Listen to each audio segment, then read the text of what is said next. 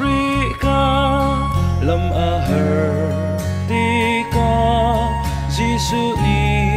akarot amo asi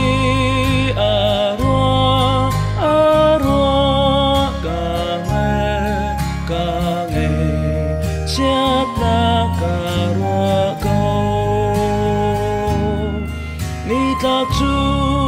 ahar izan a sao ti ka kham boy ni a ro ko boy Giêsu ni akarot amo ka lam kha amui ti ka zan nei ni abung tlai chel ma ti ka kapong kha arot amo asi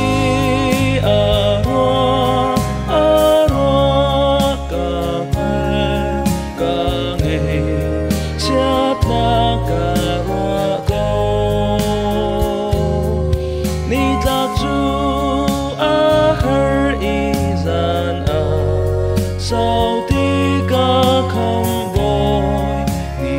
a ro ko boy Giêsu ni akaron amo